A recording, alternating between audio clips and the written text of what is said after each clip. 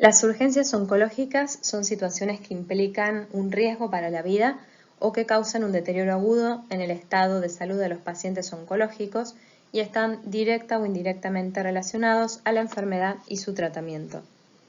Pueden presentarse durante la progresión de una enfermedad neoplásica ya conocida o como manifestación inicial de una neoplasia aún no diagnosticada. Por lo tanto, el diagnóstico requiere muchas veces un alto nivel de sospecha clínica. Ante una urgencia oncológica, cada paciente debe ser evaluado de forma individual y con un equipo interdisciplinario para poder determinar el abordaje en cada una de estas situaciones. Debe tenerse en cuenta la estadificación tumoral, el performance status del paciente, cuáles son las expectativas u objetivos del paciente respecto de su enfermedad y cuáles son las limitaciones del tratamiento. Los síndromes considerados como urgencias oncológicas clásicas pueden dividirse en tres grandes grupos que corresponden a urgencias oncológicas que se producen como consecuencia de alteraciones mecánicas, urgencias oncológicas que se producen como consecuencia de alteraciones metabólicas y las que son secundarias al tratamiento instaurado. El síndrome de compresión medular, el síndrome de la vena cava superior, el derrame pericárdico maligno y la hipertensión intracraneal pueden agruparse dentro de las urgencias oncológicas mecánicas. La hipercalcemia maligna y el síndrome de lisis tumoral se agrupan dentro de las urgencias metabólicas. Y por último, la neutropenia febril, y en este grupo también podemos incluir al síndrome de lisis tumoral, están dentro del grupo de las urgencias oncológicas secundarias al tratamiento instaurado. Si bien todas estas son las más importantes o tradicionalmente descritas, también existen otras, como ser a nivel neurológico las metástasis cerebrales, el estatus epiléptico, la encefalitis límbica. A nivel torácico puede presentarse hemoptisis masiva, a nivel abdominal hemorragias, perforación, obstrucción o alteraciones secundarias al tratamiento, ya sea radioterápico o con citostáticos. Ciertos trastornos hematológicos como ser sangrados por coagulopatía o hiperviscosidad. Para terminar, me gustaría aclarar que si bien no se describe habitualmente dentro de lo que son las urgencias oncológicas, el dolor es una entidad sumamente importante en los pacientes oncológicos que causa también un deterioro agudo de su estado de salud y por lo tanto debe ser tratado de forma enérgica y efectiva.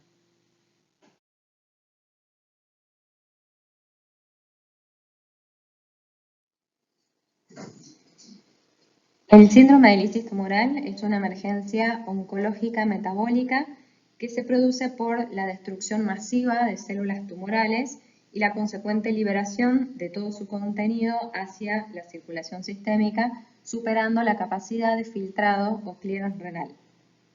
Generalmente se produce luego del inicio del tratamiento quimioterápico, sobre todo en pacientes con linfomas de alto grado o leucemia linfoblástica aguda, pero también puede darse en otro tipo de tumores, sobre todo en aquellos que tienen un alto grado de proliferación celular, en tumores con masas relativamente extensas o en aquellos tumores que tienen alta sensibilidad a los citotóxicos. Si bien lo más frecuente es que se produzca luego del inicio de tratamiento quimioterápico, también se puede producir, aunque con menor frecuencia, luego del tratamiento con corticoides, radioterapia, hormona o inmunoterapia. De hecho, también debe tenerse en cuenta que en algunos casos puede darse incluso de forma espontánea, sobre todo en los pacientes que, como hablamos anteriormente, tienen neoplasias con alto grado de proliferación o con masas tumorales muy extensas. El síndrome de lisis tumoral tiene una morbilidad y una mortalidad significativa. Por eso es sumamente importante el reconocimiento temprano de esta entidad y el tratamiento adecuado. Pero además es fundamental poder identificar cuáles son los pacientes que tienen moderado o alto riesgo de desarrollar síndrome de lisis tumoral, porque en esos pacientes debemos instaurar un tratamiento profiláctico o preventivo. Las sustancias que se liberan como consecuencia de la lisis de las células tumorales son potasio, fósforo, y los ácidos nucleicos que, como consecuencia de su catabolismo, van a generar un aumento en la concentración del ácido úrico o hiperuricemia. Por lo tanto, las manifestaciones analíticas o de laboratorio del síndrome de lisis tumoral van a ser hipercalemia, hiperfosfatemia con la consecuente hipocalcemia secundaria e hiperuricemia. La hiperfosfatemia y la hiperuricemia fundamentalmente van a ser las causantes de la manifestación clínica más importante del síndrome de lisis tumoral, que es la insuficiencia renal aguda. En cuanto a la hipercalemia, clínicamente se va a manifestar por debilidad muscular, calambres, parestesias y en los casos más severos, arritmias cardíacas. La hiperfosfatemia se va a manifestar con náuseas, vómitos, diarrea, en los casos más severos, convulsiones, también arritmias cardíacas, y la precipitación de cristales de calcio a nivel de los túbulos renales, que es lo que genera finalmente el fallo renal. La hipocalcemia se asocia clínicamente a espasmos musculares, parestesias, tetania, alteraciones neurológicas, convulsiones y a nivel cardíaco, prolongación del QT con exacerbación de ciertas arritmias. Y por último, la hiperuricemia, que clínicamente se manifiesta con náuseas, vómitos, diarrea y la insuficiencia renal aguda, que va a ser no solo secundaria al depósito de cristales a nivel tubular, sino también por vasoconstricción y disminución del flujo sanguíneo a nivel renal. Todas estas alteraciones metabólicas del síndrome de lisis tumoral van a ser causa de las manifestaciones clínicas que vamos a ver a continuación. Por lo tanto, teniendo en cuenta la fisiopatología de lo que explicamos anteriormente, las manifestaciones clínicas más características del síndrome de lisis tumoral van a ser el desarrollo de insuficiencia renal aguda, la presentación con arritmias cardíacas, con el riesgo de muerte súbita y las convulsiones. Para el diagnóstico de síndrome de lisis tumoral, el sistema más aceptado es la clasificación de Cairo-Bishop en su versión de 2004, en la cual se tienen en cuenta criterios analíticos o de laboratorio y criterios clínicos. Dentro de los criterios analíticos se encuentra la hipercalemia, hiperuricemia, hiperfosfatemia e hipocalcemia, y dentro de los criterios clínicos la presencia de compromiso renal con una creatinina mayor o igual a 1,5 veces por encima del límite superior normal, compromiso cardíaco con arritmias o muerte súbita o compromiso neurológico con convulsiones. Esta clasificación lo que hace es diferenciar el diagnóstico de síndrome de lisis tumoral de laboratorio o analítico, que se hace con la presencia de 2 o más de los criterios analíticos que se hayan presentado entre los 3 días previos y los 7 días posteriores al inicio del tratamiento. Y por otro lado, el diagnóstico de síndrome de lisis tumoral clínico, en el cual tiene que haber diagnóstico de síndrome de lisis tumoral analítico más 1 o más de las consecuencias clínicas que no sean atribuibles a otras causas, dentro de ellas el agente terapéutico utilizado. La estratificación del riesgo en el síndrome de lisis tumoral es fundamental para determinar cuáles son los pacientes que tienen riesgo intermedio o alto de desarrollar este síndrome y por lo tanto cuáles son los pacientes que debemos tratar de forma preventiva.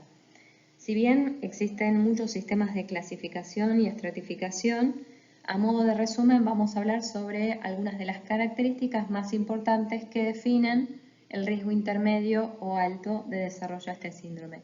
Y estas son los tumores con alto grado de proliferación celular, los tumores con alta fracción de crecimiento, como ser el linfoma no-Hodgkin tipo Burkitt, linfoma no-Hodgkin de alto grado, difuso de células B grandes, linfoblástico, anaplásico, las neoplasias hematológicas en las cuales existe leucocitosis mayor a 50.000 o una LDH 2 veces por encima del valor máximo normal, en las grandes masas tumorales mayor a 10 centímetros de diámetro, en los tumores sólidos pero con alta quimiosensibilidad.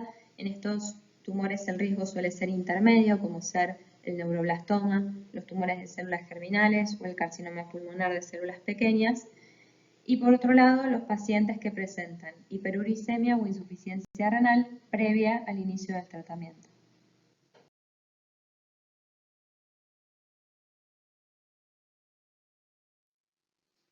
La hipercalcemia es la urgencia oncológica metabólica más frecuente. Se asocia con mayor frecuencia al mieloma múltiple, el cáncer de pulmón, de mama y de riñón. Hablamos de hipercalcemia cuando existe una concentración sérica de calcio total mayor a 10 miligramos por decilitro o un calcio iónico mayor a 5.6 miligramos por decilitro. De acuerdo al valor, podemos clasificar la hipercalcemia en leve, moderada o severa. Leve cuando el calcio total se encuentra entre 10 a 12 miligramos por decilitro o un calcio iónico entre 5.6 a 8. Moderada cuando el calcio total se encuentra entre 12.1 a 14 o un calcio iónico entre 8.1 a 10. Y severa cuando el calcio total es mayor a 14 o el calcio iónico mayor a 10 miligramos por decilitro. Existen fundamentalmente 4 mecanismos que son los responsables de la hipercalcemia de malignidad. El más frecuente y el más importante de todos ellos es la producción por parte del tumor de una proteína vinculada a la paratormona. Esta proteína lo que hace es unirse al receptor de PTH y desencadenar sus acciones. Este mecanismo es responsable del 80% de la hipercalcemia en los pacientes oncológicos. En segundo lugar, otro de los mecanismos es el aumento de la actividad osteoclástica local.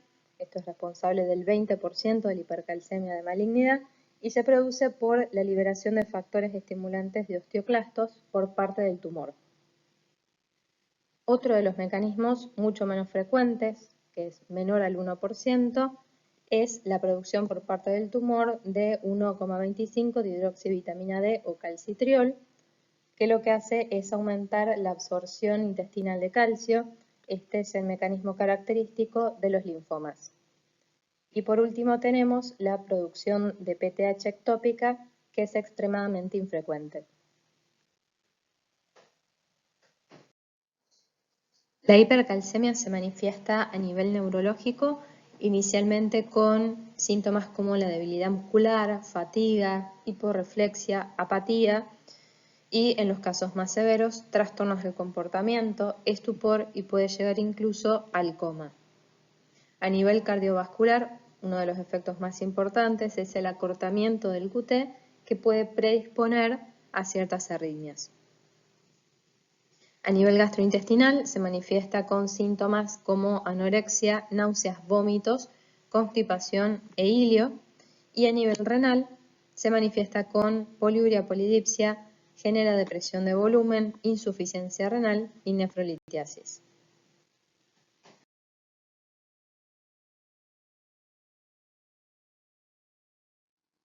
La compresión medular de origen tumoral se produce en el 5% de los pacientes con cáncer. Es la segunda complicación neurológica en los pacientes con neoplasias luego de las metástasis cerebrales.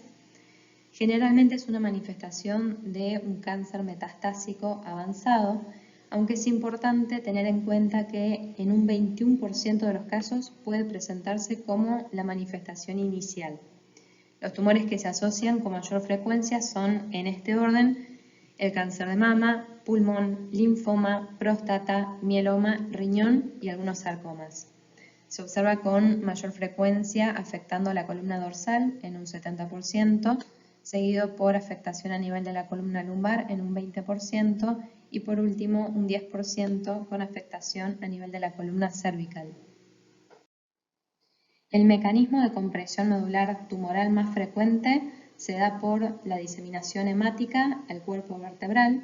Esto se produce en un 85% de los casos, en los cuales el tumor o los fragmentos óseos pueden alcanzar el espacio epidural y ocasionar la compresión medular. Otro de los mecanismos menos frecuentes es la invasión tumoral directa, que se da en el 10% de los casos, en el cual la extensión de una masa tumoral paraespinal a través del foramen epidural es lo que genera la compresión medular. Esto se puede ver, por ejemplo, en los linfomas no Hodgkin. El síntoma inicial en el 70 al 90% de los casos es el dolor, que antecede siempre en días e incluso meses al cuadro neurológico. El déficit motor es el segundo síntoma más común y usualmente precede a los hallazgos sensitivos. La disautonomía es generalmente más tardía. Por lo tanto, la sospecha precoz en un paciente con antecedentes de alguna neoplasia que se presenta con un dolor súbito a nivel de la columna vertebral es muy importante para llegar a un diagnóstico y poder realizar un tratamiento precoz para evitar las consecuencias muchas veces irreversibles de este síndrome. Para el diagnóstico, la resonancia magnética es el estudio de elección y siempre debe solicitarse de toda la columna vertebral, no solamente del segmento al cual se atribuye la presentación clínica, ya que en un alto porcentaje existen lesiones múltiples.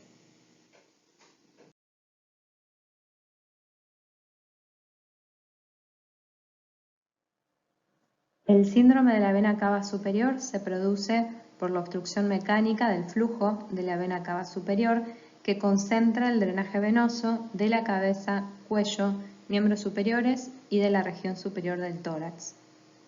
Puede desarrollarse rápidamente o gradualmente cuando el vaso es comprimido extrínsecamente, invadido o trombosado por procesos del mediastino superior, habitualmente malignos, ya sean conglomerados ganglionares mediastinales o tumores primarios.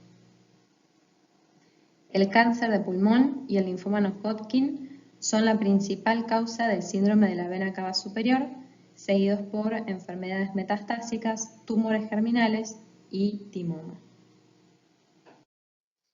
El síntoma más frecuente es la disnea, seguida por la sensación de embotamiento o plenitud en la cabeza, el edema facial y de los miembros superiores, tos, dolor torácico, disfagia, estridor e ingurgitación de las venas del cuello y del tórax. Para el diagnóstico, el estudio de elección es la tomografía computada con contraste endovenoso. Antes de hablar del tratamiento, vamos a rever algunos conceptos importantes. Si bien el síndrome de la vena cava superior siempre fue considerado como una urgencia oncológica que requería un rápido inicio de su tratamiento, actualmente se sabe que este síndrome se establece generalmente de forma gradual y raras veces los pacientes tienen complicaciones inmediatas que puedan poner en peligro su vida.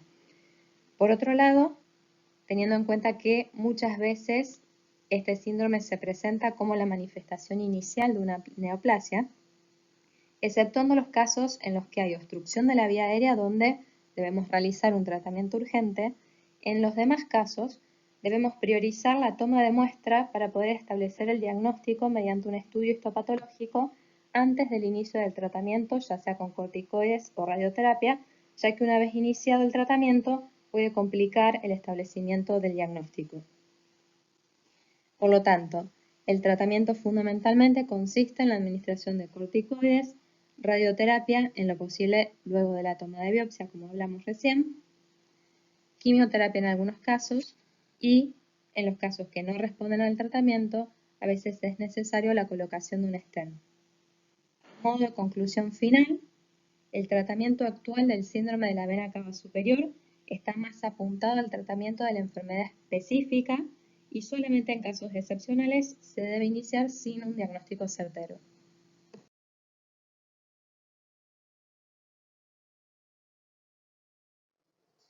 El derrame pericárdico se produce en el 20% de los pacientes con cáncer. Los tumores que se asocian con mayor frecuencia son el cáncer de pulmón, de mama, esófago, melanoma, linfoma y la leucemia. Y la complicación más grave del derrame pericárdico es el desarrollo de taponamiento cardíaco, que se caracteriza por un aumento de la presión intrapericárdica con compromiso de las cavidades cardíacas, disminución del retorno venoso, disminución del volumen de fin de diástole y por ende disminución del gasto cardíaco y de la presión arterial. El desarrollo de compromiso hemodinámico en el derrame pericárdico va a depender, por un lado, de la cantidad de líquido que se acumule y por otro lado, de la velocidad con que esto se produzca. Si el derrame se instaura de forma rápida, la acumulación de 200 mililitros puede producir trastornos hemodinámicos. En cambio, si la instauración es más lenta, el derrame puede alcanzar los 2000 mililitros sin generar compromiso hemodinámico significativo. En el derrame pericárdico maligno, generalmente la evolución es subaguda. Las manifestaciones clínicas del derrame pericárdico son la disnea, el dolor de pecho y la taquicardia. La evaluación del signo de Kussmaul, que es el aumento de la presión venosa yugular o ingurgitación yugular durante la inspiración, y sobre todo la evaluación del pulso paradojal, se utilizan para determinar la existencia o no de compromiso hemodinámico. El diagnóstico de pulso paradojal se hace cuando existe una caída mayor a 10 milímetros de mercurio de la presión arterial sistólica durante la inspiración, y esto se explica fisiopatológicamente por la competencia que existe entre las cavidades derechas e izquierdas debido a la limitación del espacio que plantea la presencia del líquido pericárdico. Por lo tanto, la dilatación de las cavidades derechas durante la inspiración va a llevar aparejado una disminución de la distensión de las cavidades izquierdas, por lo tanto, una reducción del volumen diastólico izquierdo, y de esa forma va a hacer que la presión arterial sistémica caiga más que lo habitual durante la inspiración. En el taponamiento cardíaco se describe la tríada de Beck, que se caracteriza por ruidos cardíacos hipofonéticos, hipotensión y aumento de la presión venosa yugular. En el derrame pericárdico podemos observar ciertas alteraciones electrocardiográficas, como ser la disminución de voltaje o la alternancia eléctrica, como podemos ver en la imagen, que se debe al movimiento basculante y periódico del corazón dentro del derrame. El estudio de elección en el derrame pericárdico es el ecodoppler cardíaco, que permite no solo detectar la presencia y determinar el volumen del derrame, sino también evaluar si existe o no compromiso hemodinámico. Como podemos ver en la foto, la compresión de las cavidades derechas o la ausencia del colapso de la vena cava inferior. El derrame pericárdico maligno que produce taponamiento cardíaco es una urgencia oncológica que debe tratarse con una pericardiocentesis de urgencia, y para el tratamiento a largo plazo debe considerarse la realización de una ventana pleuropericárdica para evitar las recidivas.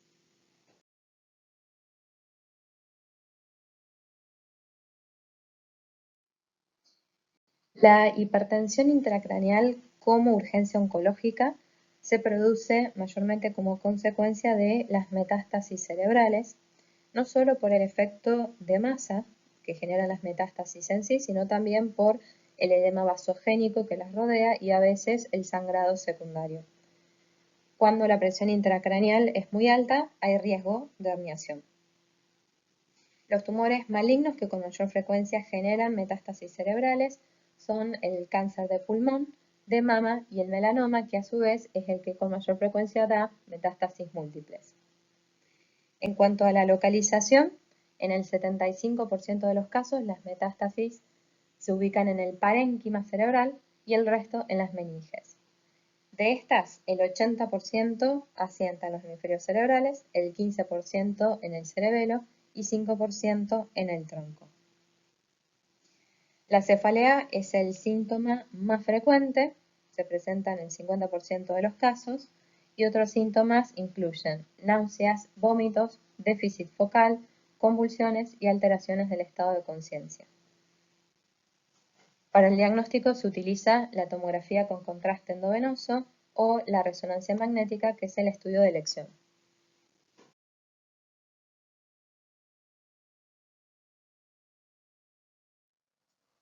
Para terminar, si bien no es el objetivo de esta clase profundizar sobre este tema, vamos a definir algunos conceptos importantes.